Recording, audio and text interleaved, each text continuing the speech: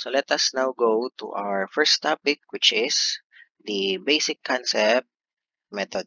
So to illustrate the theories underlying the basic concept method, let us review the different stages of prestressing that we have studied last meeting, last discussion. So this is just a recap or review. So say for example, we are conducting prestressing. We have here a what we call the precasting beds or precasting bed that has usually have or has a vertical bulkheads at the ends or walls where the concrete element is usually placed. The formworks and the steel reinforcements are placed here, as well as the pre-stressing reinforcement, which is usually located at a certain distance E from the centroid of the concrete or concrete element. So after the pre-stressing reinforcements and as well as the steel reinforcements, which are not drawn here for clarity of illustration. So after the pre-stressing reinforcements are properly placed, a hydraulic jack will be pulling the pre-stressing reinforcement, thereby applying a what we call jacking force that tends to elongate the pre-stressing reinforcement. And as the pre-stressing reinforcement elongates, it experiences what we call tension force all throughout the length of the uh, pre-stressing reinforcement. So after some time, after the jacking operations, the concrete will be poured on these formworks, and then another, and then after some time again, when the concrete already achieve enough enough strength to resist the compressive force that will be applied by the pre-stressing reinforcement, the pre-stressing reinforcement will be cut. And after the pre-stressing reinforcement is cut, the natural tendency for the pre-stressing reinforcement, since it elongated a certain length due to the jacking operations, the natural tendency, since it is assumed elastic, its natural tendency is to go back to its original length. So it will force itself to return to its original length, which is obviously uh, lesser in value than the length you are seeing here. Because take note, the pre-stressing reinforcement elongated a while ago because of the jacking operations. So it will tend to return to its original length. But since the concrete prevents it from doing so, tendency is the pre-stressing reinforcement tends to apply what we call a compressive force to the concrete element. So actually, that that part or that stage of pre-stressing we're talking about here, wherein the pre-stressing force is already transferred from the pre-stressing reinforcement to the concrete element, is what we call the initial pre-stressing at transfer. So you can see why it is called initial pre-stressing at transfer. So obviously, this is the initial pre-stressing that the concrete element experiences at transfer, wherein the pre-stressing force is transferred from the pre-stressing reinforcement to the concrete element. So if we will investigate what actually happens inside the concrete element at this particular stage of pre-stressing, so we just have to cut the concrete element somewhere, some section here, which is if we will get the left segment of that section, it will look something like this. And because we have cut the concrete element together with the pre-stressing reinforcement, we know for a fact that there will be a internal forces that will come out since we have cut the concrete element.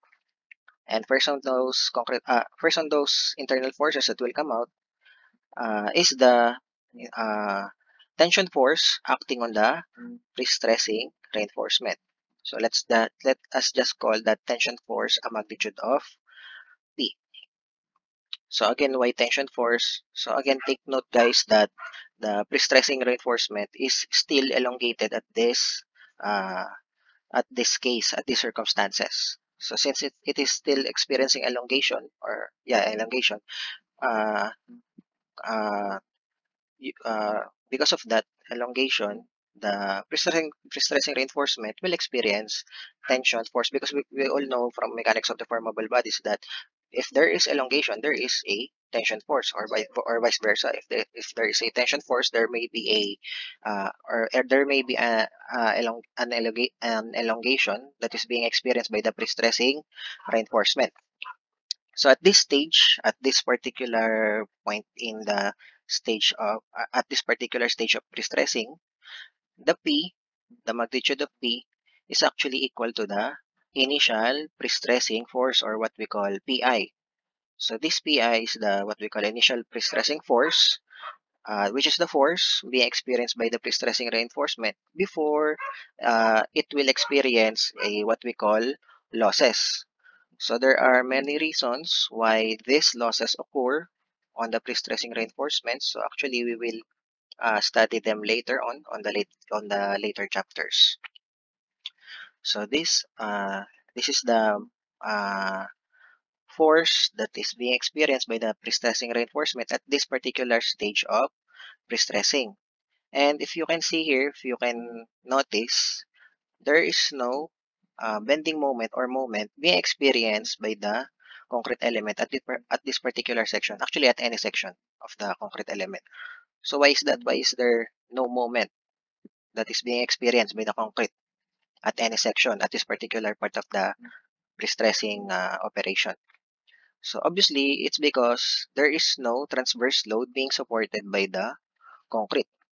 That's why there is no bending moment that is being produced inside the concrete element.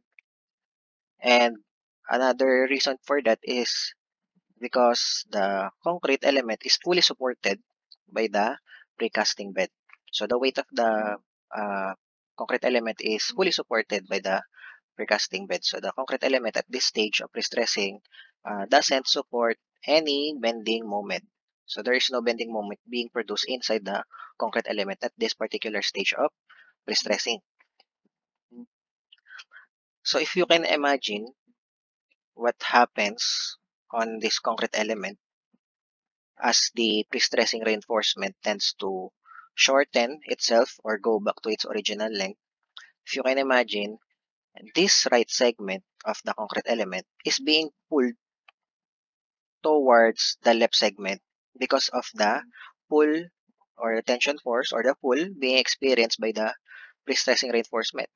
So this part of the pre-stressing reinforcement, if you can imagine, tends to pull this right portion of the pre-stressing reinforcement toward itself. And since the pre-stressing reinforcement is already bonded with the concrete, tendency is as the pre-stressing reinforcement moves towards this part of uh, the concrete section, because of the pulling effect of the tension force being experienced by the pre-stressing reinforcement, as it is being pulled towards this point, tendency is the concrete also is being pulled because they are already bonded. So this right portion or right segment of the concrete element tends to be pulled towards the left segment. The tendency is this right segment pushes the left segment, the concrete on the left segment. Tendency is this right segment of the concrete tends to push this left segment, thereby inducing what we call a compressive force. Compressive force that must have a magnitude equal to the magnitude of the tension force being experienced by the pre-stressing reinforcement, as well as it must be collinear to the location of the pre-stressing force acting on the pre-stressing reinforcement. So why is that? Why is that the case? Why it must have a same magnitude and same location as the location of the pre-stressing force acting on the pre-stressing reinforcement? So the simple reason is to maintain equilibrium on this particular section. So if there is a rightward force there must be a leftward force that must balance it. And actually, that leftward force is actually the force being exerted by the right segment of the concrete to the left segment of the concrete. So that is actually the total compressive force being applied by the right segment of the concrete to the left segment of the concrete. So according to statics, we can actually move that pre-stressing force from that location to any other location. Say for example, to the location of the neutral axis.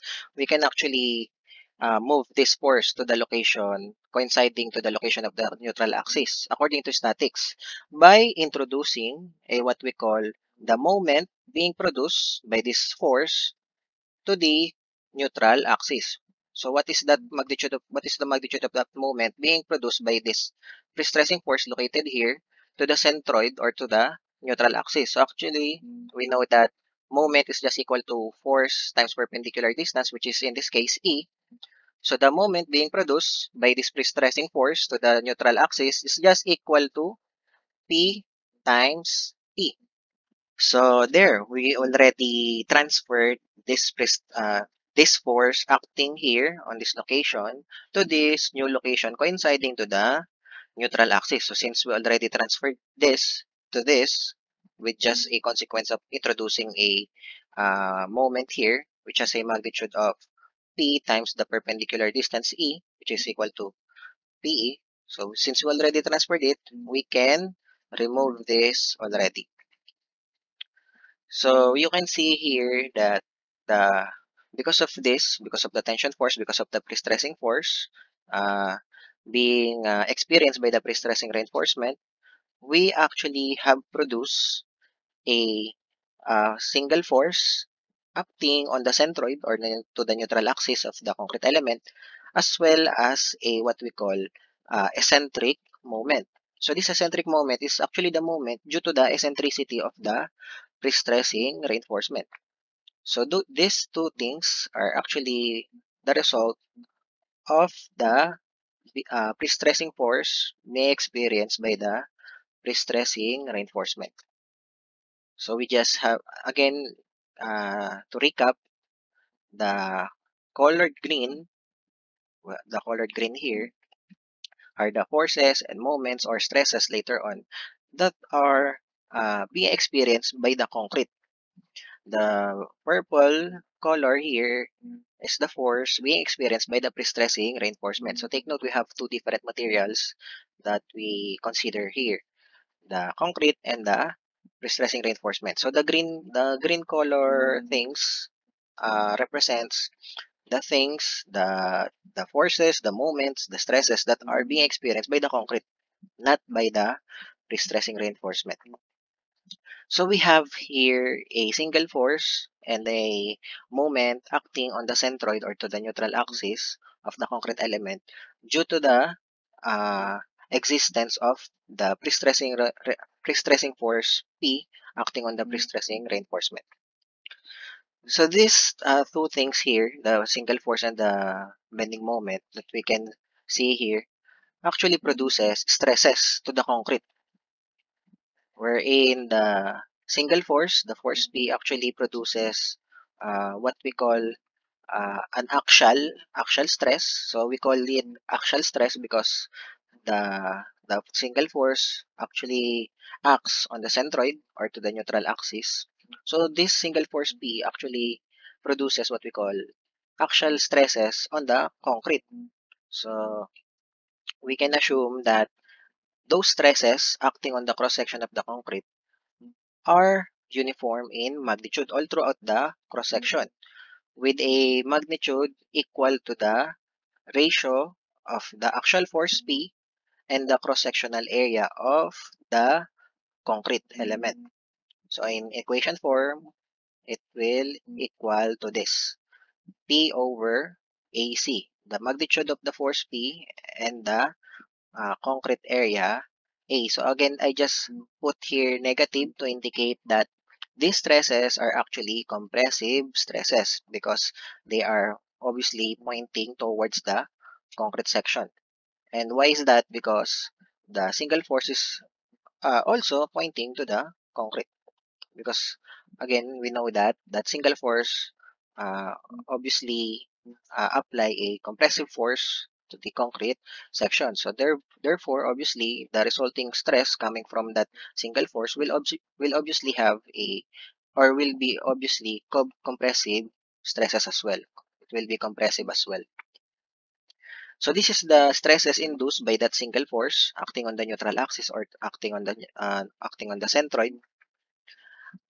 This bending moment here, the eccentric moment that the prestressing reinforcement or the prestressing force induce will actually result again to stresses, which is what we call flexural stresses that will be experienced by the cross section, by the different fibers running perpendicular to the cross section. So if we will try to graph or provide a diagram on the flexural stresses being induced by the eccentric moment on this cross section, it will look something like this. So we have here actually a forces. Actually, this forces you see here forms a couple that has a direction. That has a clockwise direction, same direction as this. Actually, this the resultant couple coming from this forces or stresses you see here uh, actually results to the bending moment here equal to PE. So this is just actually the resultant of these several flexural stresses that are being experienced by the concrete fibers here on this particular section with a magnitude on the extreme fiber equal to PEC over I. So how did we get this formula or magnitude of the stress acting on this extreme top fiber? So if you can remember on the subject mechanics of deformable bodies, we have seen there that the flexural stress being produced by a bending moment acting inside a concrete element or any material is just equal to mc over I. So in this case, Rm, the moment, is equal to Pe. So we just replace m by Pe. And then C, same definition for C. C is just the distance of the fiber, which is in this case, this fiber, to the neutral axis, which is this. So this is C. This is actually the C. So I have put a subscript C as well to indicate that this is the C uh, to the pre-compressed zone of the concrete element. So when we say pre-compressed zone, this is actually the zone where the concrete experiences compression as it supports its own weight. So later on, you will see it later. And the I is same definition as MC over I. It is the moment of inertia of the concrete section. So that is how you can find the stress at this extreme fiber here at a distance C sub C from the neutral axis. So I have put a positive sign to indicate that the stresses that you will get here above the neutral axis are all tension or tensile stresses because they are pointing away from the concrete element. So same as that, if you want to find the stress, the maximum stress acting on the extreme fiber at the bottom, same formula, P, MC over I as well. We just have to change the M by the bending moment here that produces these flexural stresses, which is PE. And then C and I, same definition, but uh, C will now be called C sub T to indicate that this is the distance from the neutral axis to the pre-tension naman, pre-tension zone. So this is pre-compressed, this is pre-tension zone. So same definition as pre-compressed, pre-tension zone is the zone on the concrete element that experiences tension or tensile stresses as it supports its own weight. So later on, we will discuss that further. I is still the moment of inertia of the concrete section. And again, I indicated negative to indicate that These flexural stresses you see here are actually compressive stresses, obviously, because it points towards the concrete itself. So these are actually the stresses being induced by the prestressing force acting on the concrete section. So again, take note, let us just recap. These things here that you see here, the P and the PE, are actually the result of the prestressing force acting on the prestressing reinforcement. That prestressing force induces a what we call a compressive force being exerted by the right segment to the left segment of the concrete that is originally acting collinear to the prestressing force itself. But for clarity, we just transferred the location of that single force P from this location to the centroid or neutral axis. But the consequence is, according to statics of rigid body, uh, a eccentric bending moment will be produced with a magnitude of P E. P, the magnitude of the single force P times the perpendicular distance E. So that is how we got the moment here equal to PE, the eccentric moment. The moment due to the eccentricity of the prestressing reinforcement. And then these things that you see here actually produces stresses on the concrete section. The single force produces axial stresses with a constant magnitude all throughout the cross-section equal to negative P over AC. Negative because it is compressive, obviously. And then the bending moment PE produces flexural stresses uh, which must have a direction, same on this diagram, to produce a clockwise couple, same magnitude as this couple you see here, or moment you see here, equal to PE. So technically, this PE is just the resultant of the couple produced by these several forces or stresses, flexural stresses, wherein the extreme fiber stress at the top is just equal to PECC over IC, and at the bottom, PECT over IC. So at the top, you can see that the flexural stress is actually a tensile stress pointing away from the concrete itself, while on the bottom part, it is a compressive stress pointing towards the concrete itself. So since we already put the components of the single force P and the bending moment PE, therefore we can already remove them.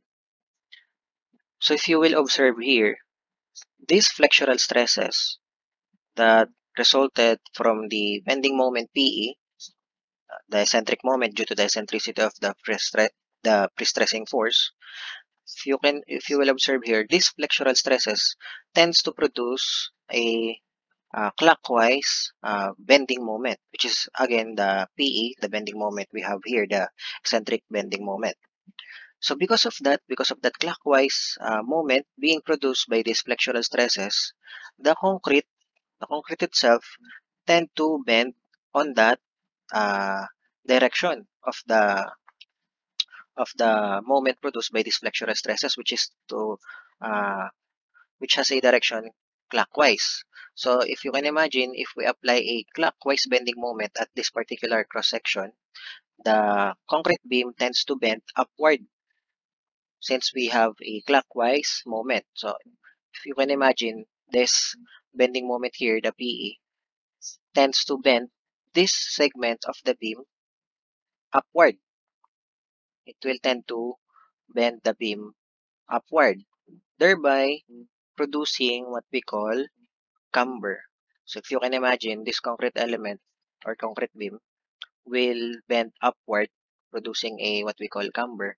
And as it experience cambering or camber, it will look like a simply supported beam because as this particular part of the concrete element move upward, there will now be no more contact between the bottom of the concrete and the precasting bed. The only contact between the concrete now and the precasting bed are the endpoints. the endpoints here, and endpoints here. So this part of the concrete element, the bottom part of the concrete element, will tend to move upward, thereby removing the contact between the bottom of the concrete element and the precasting bed. Therefore, at that particular moment, the concrete element is like a simply supported beam. So if it is already like a simply supported beam, that scenario will force the concrete element itself to support its own weight. So now, it will now experience supporting external, or I mean, it will now experience supporting uniformly distributed load, which are distributed loads which are actually coming from its own weight. So after the concrete element bended upward, it became a simply supported beam because there will be no more contact between the bottom of the concrete element and the precasting beds, making it look like a simply supported beam. And that scenario forces the concrete element to support its own weight. So now it will look something like this. It will look like it's supporting a uniformly distributed load, which is actually its own weight. So it will look something like this on this if you look on the left segment of the concrete element. And because of that, uh, because the concrete element now actually supports a uniformly distributed load, which is its own weight, we are now going on the next stage of prestressing, which is the initial prestressing at transfer with self-weight. So we are still on the initial prestressing stage, but now uh, there is already a self-weight that is being considered, obviously, on this diagram here, the uniformly distributed load you can see here. So that is the next stage after the concrete element experience camber. It will tend to support its own weight, thereby another factor or another force uh, will be needed to consider on the analysis of the concrete element, and that is the uniformly distributed load, which is actually the self-weight of the concrete element. So at this stage, at this initial prestressing at transfer with self-weight stage, the magnitude of the force P here, you see here, the force acting on the prestressing reinforcement, is still the initial prestressing PI. So that is still the magnitude of the prestressing force acting on the prestressing reinforcement.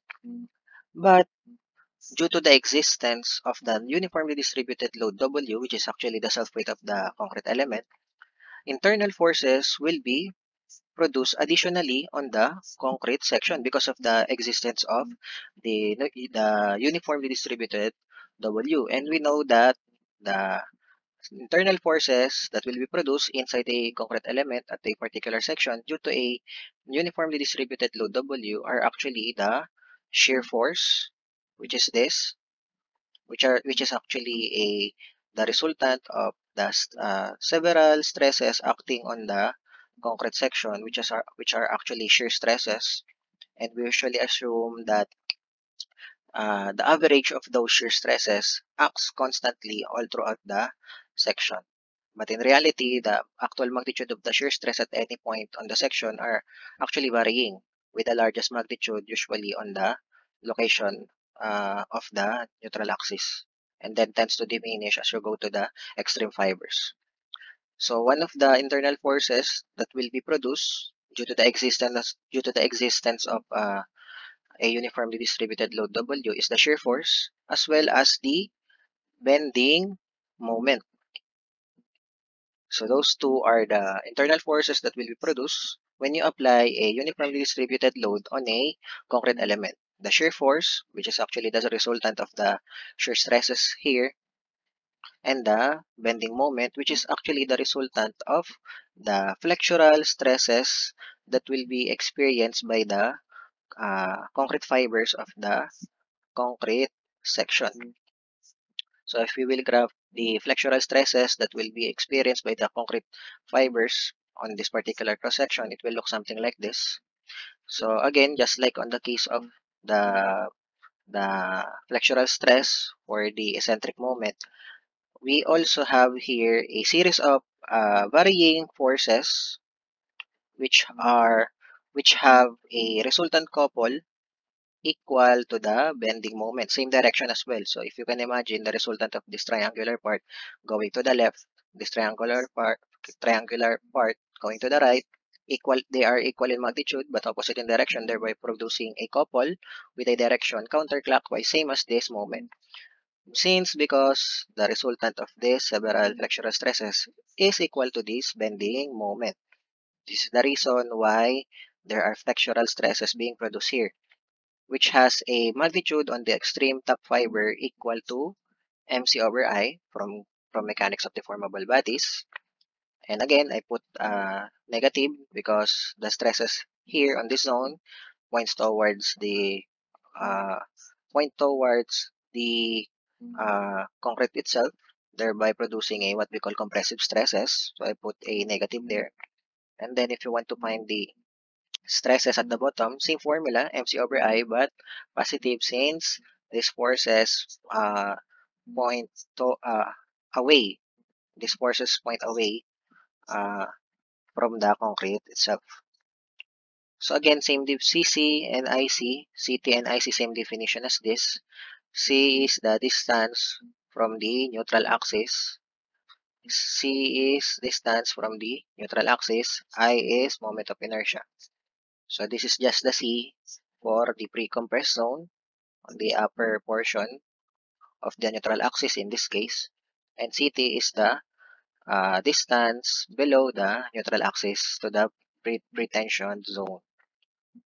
So these are actually the flexural stresses that will induce. These are actually the flexural stresses that will be induced due to the existence of that bending moment that is produced again due to the application of uniformly distributed load W. So this is actually the resultant of this flexural stresses. So therefore, we can already remove this since it is already the resultant of this flexural stresses. So at this particular point in the prestressing stage, the bending moment that is being experienced by the concrete element it will now be equal to the bending moment due to the dead load or due to the moment from the self weight itself. So the moment you see here is equal to the bending moment due to the dead load or due to the self-weight of the concrete element itself. And again, may I just remind you, all of the green things you see here are actually the stresses being experienced by the concrete. So at this particular stage, these are the stresses being experienced by the cross-section of a concrete element. An axial stress, a flexural stress due to eccentricity of the prestressing reinforcement, shear stress, and a flexural stress due to the uh, applied uniformly distributed load W. So those are the stresses experienced by the cross-section at this particular stage of prestressing. So if you want to find the total stress being experienced by the cross-section at this particular stage, we just have to add all of these things, although actually we can remove this because it will have no bearing on the magnitude of the total stress in terms of the fibers, longitudinal fibers being experienced. In terms of the longitudinal fibers existing on the concrete element, it will not have no bearing on that stress. So we can just disregard this. So if you want to find the total stress or flexural stress being experienced by the cross section, we just have to add this, this, and this. So if we will add them, the total diagram will look something like this. So the resulting diagram, when you add this, this, and this, will look something like this, with a portion which have a stresses or which have stresses that points towards the concrete itself, therefore producing a what we call compressive stresses, as well as tensile stresses, since this stresses here points away, or these stresses point away from the concrete itself. So this is actually the resultant diagram when you add the axial stress, the flexural stress due to the eccentricity of the prestressing force, and the flexural stress due to the application of uniform load W. So this is actually the resultant diagram, composed of a compressive part or compressive portion and a tensile portion. There is a combination of compressive stresses and tensile stresses. So if you want to find the magnitude of the total stress acting on this particular concrete fiber here on the topmost, all you have to do is add the stresses acting on this, and on this, on the top fiber of the concrete. And if you will add them, the result will be equal to this. So the magnitude of this is negative P over AC. The magnitude of this is positive PAC over I. The magnitude of this is negative MC over I. So let us just call that stress acting here above the neutral axis as the stress C. Stress being experienced on the pre-compressed zone. So again, the pre-compressed zone, if you will look here, this is actually the flexural stress uh, that resulted from the application of the self-weight itself. So you can see here that the the compressive portion acts on this part, on the upper part of the neutral axis. So this is actually the pre-compressed zone, the upper part of the neutral axis. And you can see here that the stresses acting below the neutral axis are actually tensile stresses. So you can call this zone below the neutral axis as pre-tension zone. So meaning they initially experience compression on this part and tension on this part. So if you want to find uh, the stresses acting on the pre-compressed zone, you can just use this formula.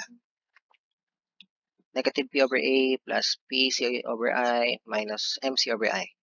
So this formula actually apply from this point up to the extreme fiber to the top. From the point of zero stress to the extreme fiber to the top. So you can use that formula. So that is actually although this particular formula here represents the stress at the top fiber. So if you want to find the stress at any location, any other location, you just have to change the value of C, because C pertains to the location of the fiber you are considering. So for the bottom stress here, obviously in the same manner here, how we get this answer here, the the stress, the tensile stress acting on this bottom fiber is just the sum of this stress, and this stress acting on the bottom fiber due to the axial stress, flexural stress due to the eccentricity, and flexural stress due to the applied load. So if you will add them, it will look something like this. Negative P over A minus PAC over I plus MC over I. So let us just call that F sub T, the flexural stress at the pretension zone, or the zone below the uh, zero stress.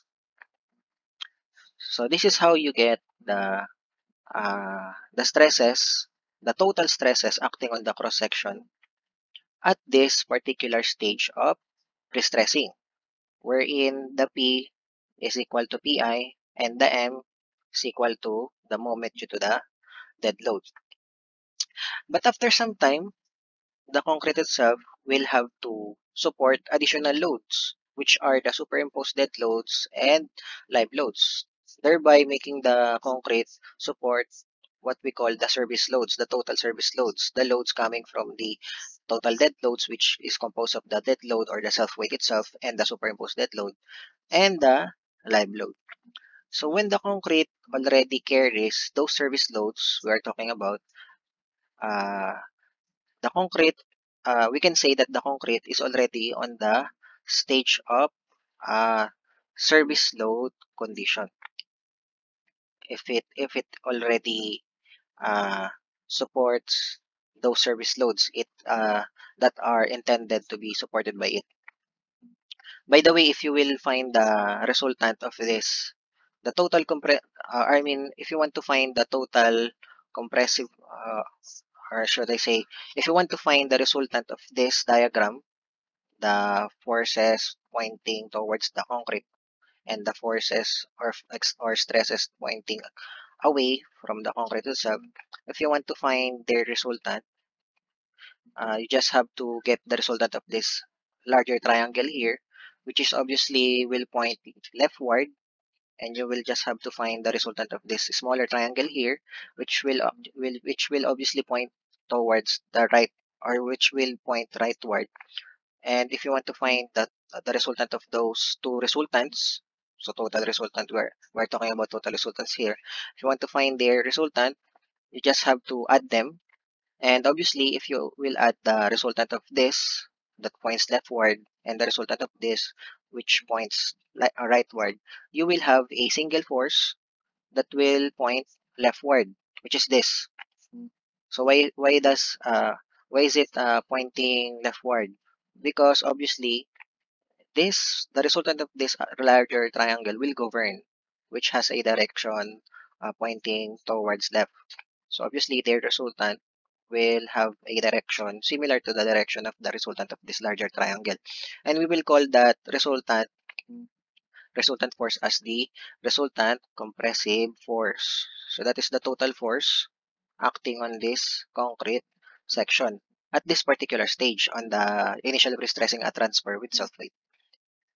So it will be located here at some distance from the neutral axis. So again, that is the resultant of these several forces you see here. A single force, a compressive force, obviously because it is pointing towards the concrete. So later on, that single force, compressive force, which is the resultant of these stresses, will come in handy later on when we discuss the other methods for designing prestressed concrete element. So going back, if the concrete is already supporting the service loads that are intended to be carried by it after it already supported its own weight, we can say that the concrete or the concrete element is now on the stage of service load condition. So in service load condition, the obviously you can see that if uh, if the uniformly distributed load will have additional value because the concrete element will now be supporting the superimposed dead load and live load. So obviously W will increase, and if W will increase, obviously the bending moment and the shear forces that will be produced due to that higher magnitude of uniform distributed load will have obviously a higher magnitude. And if they will have a higher magnitude, especially the bending moment, obviously this part here will also increase in magnitude. There will be an increase in flexural stresses due to that bending moment due to the uniformly distributed load.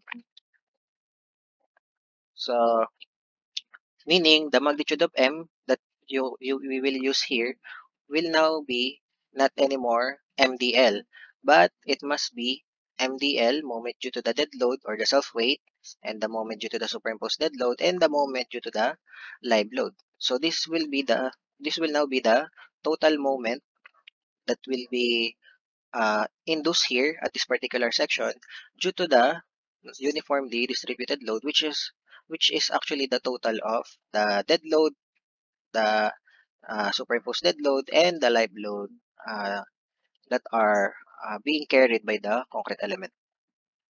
So the moment that they will be producing uh, is just the M that we are talking about here, which will induce flexural stresses on the concrete section. So at this particular stage of distressing, again, the M here that we are talking about here will no longer have a value of MDL, but a value of MDL plus MSDL plus ML, which are the moment from the total dead load and the total live load. But in the case of the prestressing force, it will no longer have a value of PI, the initial prestressing.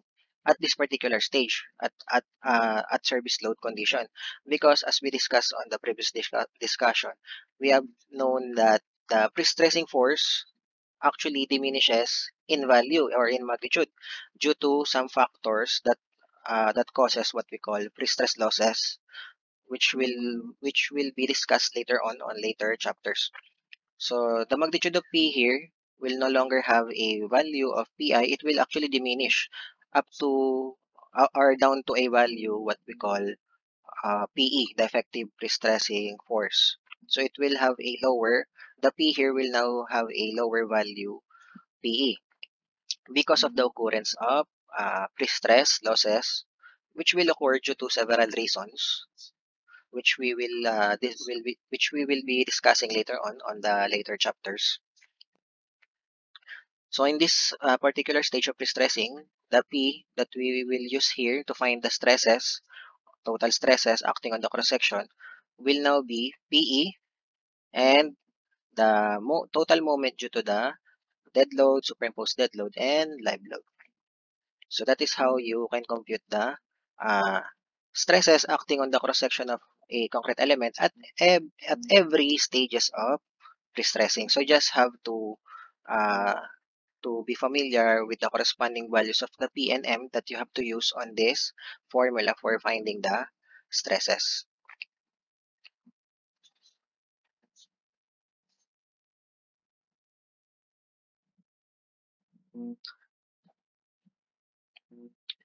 So sometimes, guys, if you will look on other books or other references, you can see that they usually express this formula as a somehow shorter question mark.